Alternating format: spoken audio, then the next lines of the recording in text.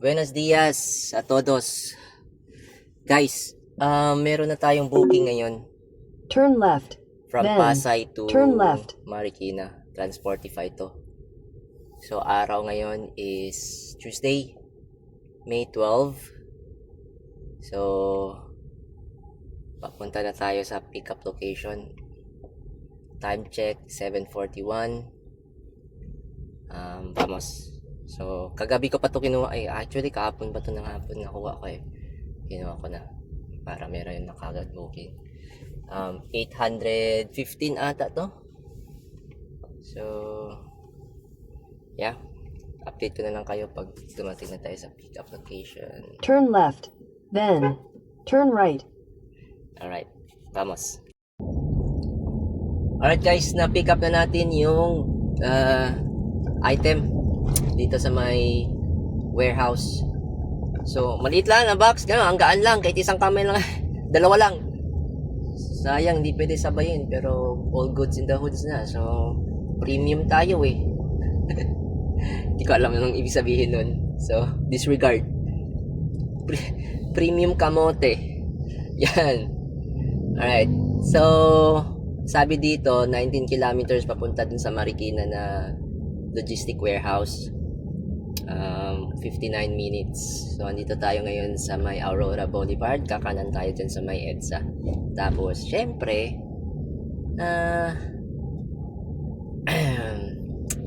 magta-traffic tayo. So, mag-music muna tayo habang nagta-traffic. Tapos, pagdaan natin dun sa mga sa Mandaluyong banda show, may nagbebenta ng mga mani doon. So, syempre, alam na, kain muna. So, parang enjoy lang kahit traffic. Alright? 59 minutes, okay naman. While naghihintay tayo or while nasa traffic tayo, naghahanap na rin ako ng mga 11, anong oras tayo? Mga 11 na pick up. 11 a.m. pick up galing Marikina or around Quezon, 11:30, ganun. So, yan. Dito tayo sa may 5-star. Dito pala ako sa may 5-star, guys. Anyway, update ko lang kayo. Nakakalimutan ko talaga itong mag-video. Like, pag dumadating ako sa mga stuff, nakakalimutan ko. So, ayan. Balitaan ko na lang kayo pagdating ko dun. So, 813 to, Transportify. O nga pala, 9:48 a.m. And ang charge natin, battery charge, is 81%. Umalis ako ng bahay, 88. Hindi ako nakapag full charge. So, marami pa yan. 341 kilometers, bra. So, sabihin natin, 80% dyan ay ginagamit sa pangbiyahe and 20% ginagamit sa aircon. Pero bago mo pa maubos yan, pagod na pagod ka na. San ka na nakapunta. Alright. Vamos! Alright guys, update lang. Nandito na tayo sa Riverbank Center. So, malapit na. 13 minutes na lang daw. 4 kilometers away. Wala pa rin tayo nakuha ang booking. Merong mga greens scheduled. Merong 12:30 pero para bukas pala yun. So, pagka-drop natin to, sana after mga 15-20 minutes, meron na tayong nakuwang booking para walang idle. Enough na siguro yung 15-20 minutes mga rest time. So yeah, update ko na lang kayo pagdating ko dun. Sana meron akong camera, no? Para, right? Nakarating na tayo dito sa may oh shit. Yeah. Warehouse. Drop off na natin tong dalawa. Hindi sinasagot ni ni client yung tawag. Sabi ni Kuya Guard, diretso na lang daw sa lobby. So, dito tayo sa lobby. Shit. So, yan. Kailangan ko talaga ng Hello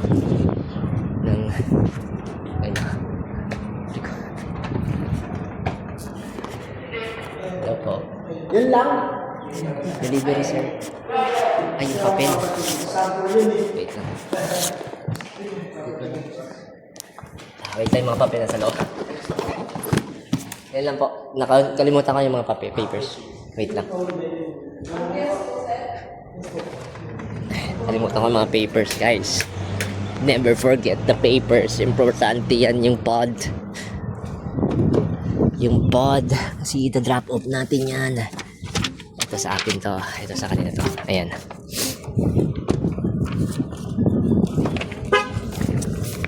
Ayan. Ayan, importante yan.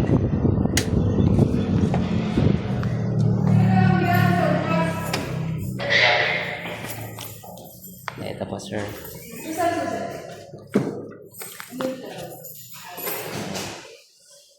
Alright guys, na-drop ko na yung dalawang package boxes. Pagkatapos natin lumabas, nung pagkaupo natin dito, nakita natin Antipolo to Muntinlupa. May isang stop siya sa Pasig. Yung pamasahe 1,005. Kinuha ko na agad kasi 3 kilometers lang away. Sabihin natin 4 kilometers away. Actually 4.5. 16 minutes lang. Papuntang pick-up location. At least wala tayong downtime. Dire-diretso. Nice. I like it. Mucho gusto. Me gusta. Meron pa tayong pandesal. Malunggay pandesal. Malunggay pandesal. Alam ko, cringy, corny. Anyway. So yeah, kunin ko lang yung ID dito and then course. Sarap. Sarap. Guys, nakarating na tayo dito sa ating pickup location. Tingnan natin yung current SOC. 74% na lang tayo, guys. So, wait lang natin sila. Nakausap pa natin yung pickup person, contact person. So, wait lang daw. Wait lang natin. Alright. Ayan, oh. May basketballan pa dito.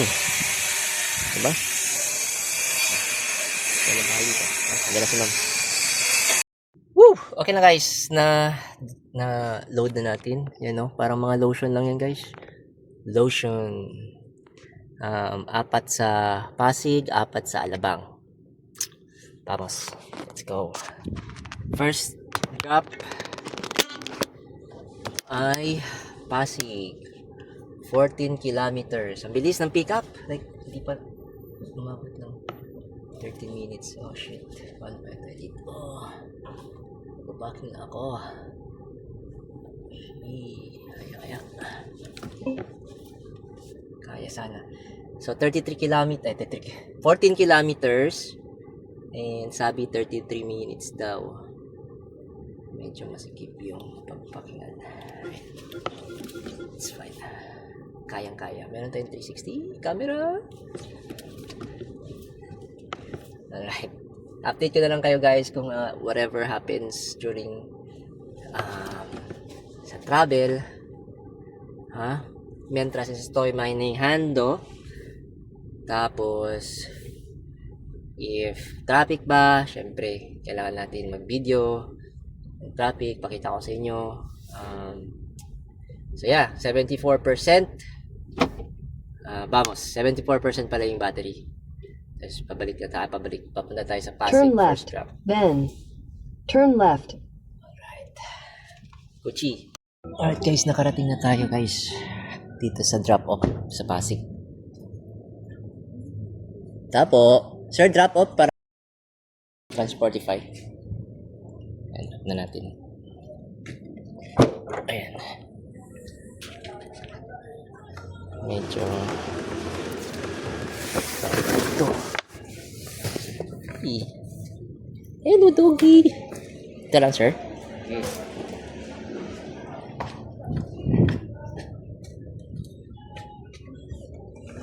Wait lang. Meron pa. Yeah. Sir, picturean ko lang.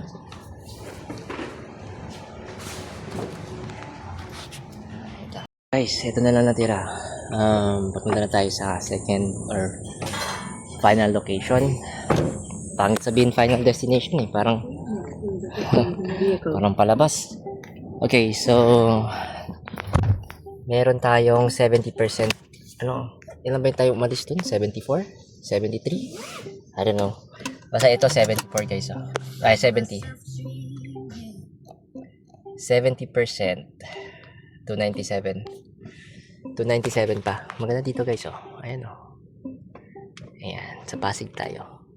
Alright. So, ang sabi ay 53 minutes.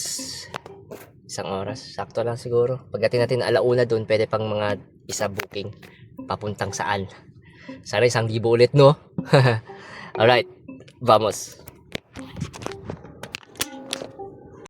Okay guys. Nandito tayo sa may Doña Julia Vargas Avenue. Medyo may stoplight. Mag-SLEX na lang siguro ako. Tapos labas Philinvest para mas mabilis. 39 minutes lang pag pag SLEX. Pag wala, In 200 59. meters, So, turn sayang left. din yung mga 20 minutes na yun. Pwede na yun. Diba? Pagdating mo doon, 20 minutes ka maghihintay for another booking. Rest. Diba? Maraming oras na na-save yun. Alam nyo naman, oras talaga yung importante dito sa pag Transportify or Lalamove. Okay, yan, go na. Stop muna tayo. Vamos. Guys, andito na tayo sa may Bristol, the Parkway. Umikot lang tayo. Natawagan ko na si busy daw. Iwan lang daw sa lobby. Saan ba tong Bristol na to? Ito, Love Flats. Saan ang Bristol?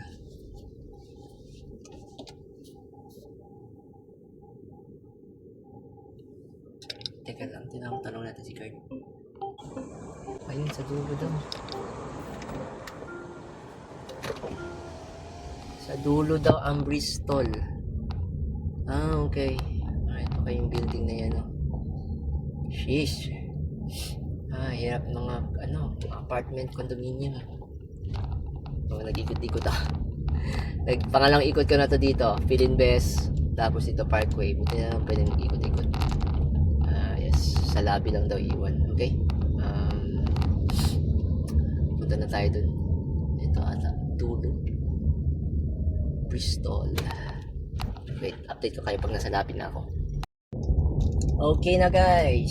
Delivered sa lobby. Sabi niya sa lobby na lang daw. Anyway. Dito tayo sa may Philinvest Parkway Drive. Hanap-hanap, dahan-dahan lang tayo guys. Hanap tayo ng biktimang booking. Right? So, chill-chill lang tayo. Chill-chill. Hayaan natin ang mismong sasakyan. Hindi na nagpe-press ng accelerator. Mismong sasakyan ng tatakbo. I mean, the 5 kilometers per hour. Alright. Ikot-ikot na tayo dito. Hanap tayo booking. Meron ako nakita Parañaque to San Pedro. Kaso 800, 900 lang. Tapos may stop pa siya sa Gentry papuntang San Pedro. Aroy. Ay, nako. Okay guys, meron tayong nakuwang dito lang 700 meters lang papuntang Gentry. Sakto siguro to mga pagdating natin dun mga alas 3, 1:30, mga ganun. Ay, 1:30. Alas 3, 3:30 bago mag-4. Cash out na natin, early payout na natin yung 619 peso lang to, pwede na. Para at least andun na tayo sa Gentry mga alas 3. Doon na lang tayo maglalamove siguro. 'Di ba? Nakatatlo tayo. Alright? So, pababa na daw si Sir. Dala yung mga gamit. Mukhang table or office equipment lang siguro to.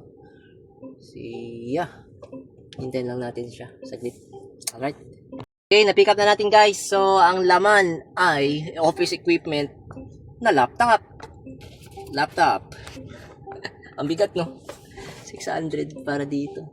Okay pa to kaysa lalamove kasi punong-puno to. 600. Vamos. Tingnan ko kung ilan yung papunta dun. Okay, 51 minutes, 25 kilometers papunta dun. Tapos, pag may toll, 43 minutes. No, 8 to 9 minutes din save. Pero okay lang, dito naman tayo dadaan sa Danghari lang. So, MCX, ayaw nila magpaano dun. Cash. Negative na kasi yung ano ko eh. Yung auto sweep. Oh my god, di ko naloload-load. Purita. So, kinakash ko lang no RFID. Kaso, hindi siya tumatanggap. So, ang ginagawa, hindi na tinatanggap yung pera, pero nini-negative nila dun sa sa account ko, sa auto sweep. So, anyway, 51 minutes. Gucci lang. Okay, G. Hey! Yun, swerte. Let's go! Vamos! Alright guys, andito na tayo sa open canal. 13 minutes. Merong lumabas guys. Paranaque to Bicol. 5,055. Sayang, hindi ko kinuha. Hindi pa ako naka-experience ng ganun eh. Like, yung malayuan. Although, kaya naman. May charging station naman yung mga in-between guys. Pero, hindi pa ako comfortable. Like, hindi pa kasi ako nakapunta din eh. Sayang. Maka-experience sana. Puntang Bicol, no? BYDE Max.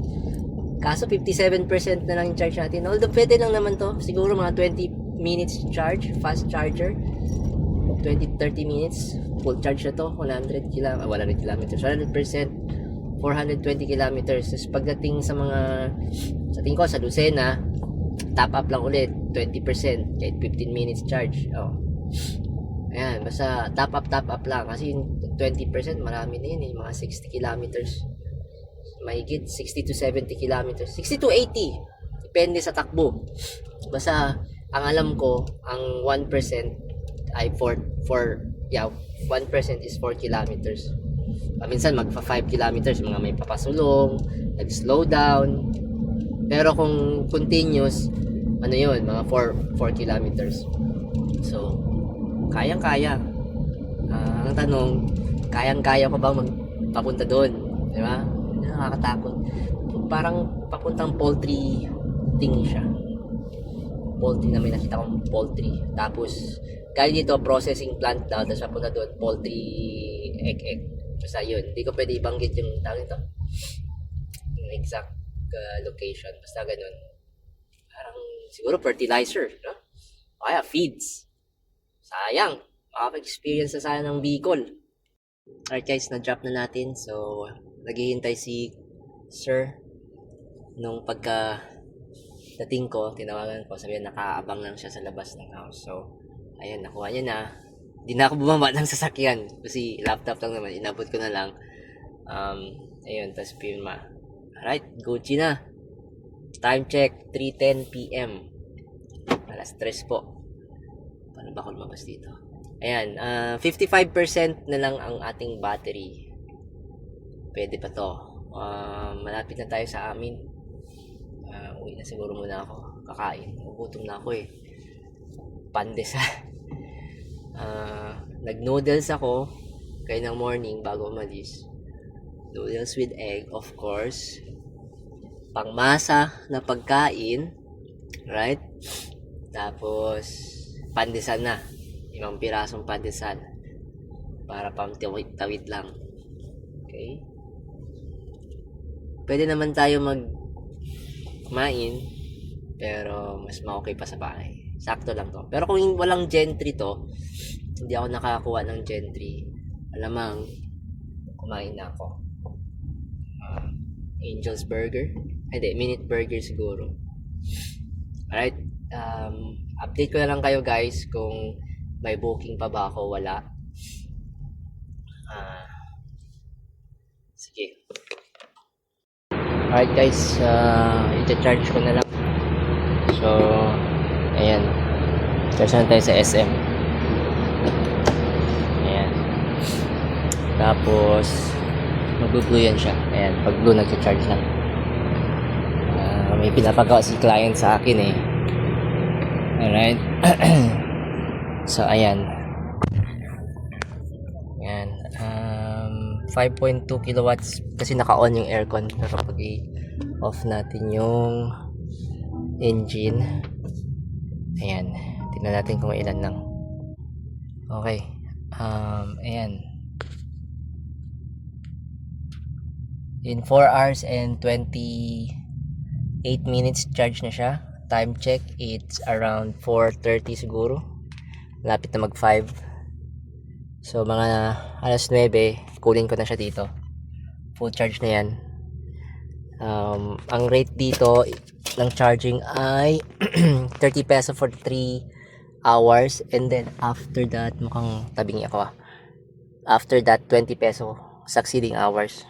So ayan, siguro mga 4 hours lang to, no? Sabi natin 5 hours, 320 50 peso, hindi, 70 peso lang yung bayad natin for a full charge. So mag-work muna ako sa house, balikan ko na lang. Ayan. Alright. So yeah, kung nagtatanong kayo kung okay i-Transportify or Lalamove ang BYD E-Max, goods, paldo guys, paldo. Magkano nagawa natin ngayon? Around 2,200 guys. So ano lang binili ko, 5 pandesal tsaka tubig. Yun lang yung cost ko, plus 70 peso na free charging sa SM parking, I mean. So yep, kung may EV kayo guys, kung gusto mag 24 hours, hanap lang kayo ng SM na open 24 hours yung charging nila. Matulog na kayo dyan sa likod, pagising nyo charge na, back ulit. So bukas biyahe tayo ulit, biyahe ako ulit. Sayang yung 2,000. Ito, 3 booking lang to guys. Tapos umuwi ako alas 3, nakarating ako ng bahay alas 3. Super paldo.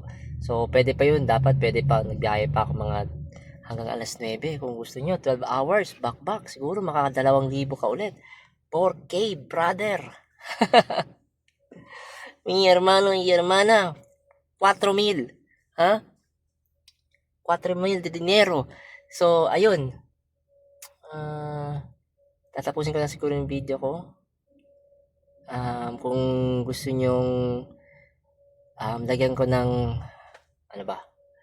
calculation, kung sa bahay pala kayo nag-charge guys, etong 51% to 100%, sabi natin 50% na lang ako, no? Tapos 25, so yeah, 26 kasi 55